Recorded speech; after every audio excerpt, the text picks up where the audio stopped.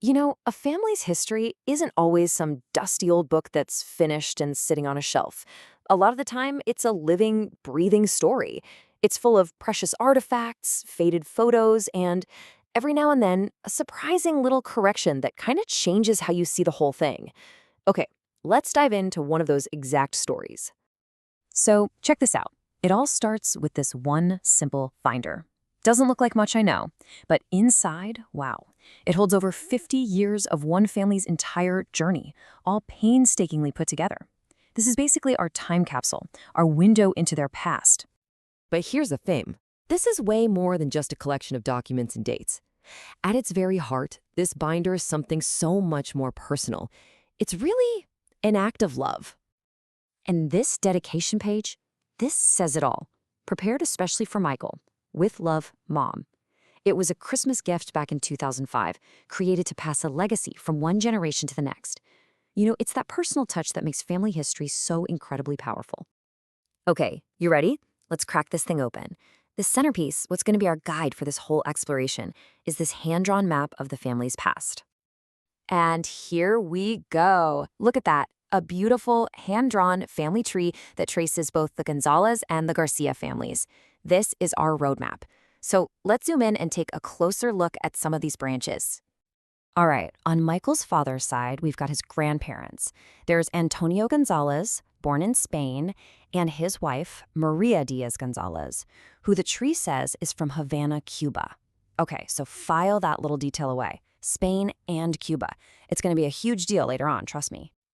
Now, if we hop over to his mother's side, the Garcias, well, this lineage looks pretty straightforward. Both grandparents, Emilio Garcia and Oliva Gonzalez Garcia, their roots trace right back to Asturias, Spain. A nice, clear path. So a family tree gives us the who's who, all the names and connections, right? But it's the photos in the scrapbook that really give it a soul. Let's go from just names on a page to the actual faces. We actually get to watch Michael's father, Manuel, grow up right before our eyes. Here he is as a baby in 1939, then a third grader in 1947. A few years later, look at him. He's a young athlete in a 1955 newspaper clipping for his baseball team. And finally, on his wedding day in 1959, which is where this part of the family history ends. You can see a whole life just beginning to unfold on these pages. But get this, sometimes the absolute best details aren't even in the scrapbook. Turns out, according to family stories, Manuel and his future wife, Louise, were actually in the same kindergarten class. How wild is that? Their paths crossed decades before that wedding photo was even taken. It's just a perfect example of a detail that lives on in the stories we tell, not just on the written page. And this is where things get really interesting.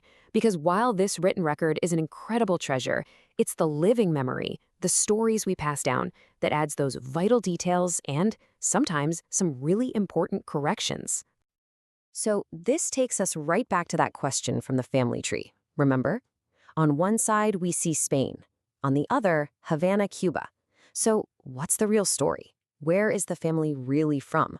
This is where the family's memory steps in to solve the puzzle. So on the surface, if you just look at the document, you'd think, okay, Cuban roots, because a great-grandmother, Maria Diaz, was born in Havana. That's a fact, but it's not the whole story. What the family's memory clarifies is that the family's heritage is Spanish. See, for tons of Spanish immigrants back then, Cuba was a really common and important stop on the long journey to the United States. And honestly, Michael himself says it best. He says the piece that gets derailed, like, oh, they're from Cuba, but they really are from Spain. So she might have been a Cuban citizen just by being born there, but the family's lineage, their culture, their identity, that was all Spanish. That one little detail, passed down through conversation, completely reframes the entire family story. So what does all this teach us? I mean, this journey through one scrapbook tells us something pretty profound about how family history is actually built and preserved over time. A complete family story isn't just one thing. It's this amazing combination of the physical stuff, like this binder, the records we so carefully write down, but it's also the living memories we share with each other. And just as importantly, it's the corrections we make along the way to keep the story true. And then you get to this final page, and it's just perfect. It sums up the whole idea. The last page of the binder, written by Michael's mother, says it all. To be continued. She knew. She knew she was only capturing one chapter. She knew the story wasn't over. It was, and it still is, a history that's constantly unfolding. And that really gets you thinking, doesn't it?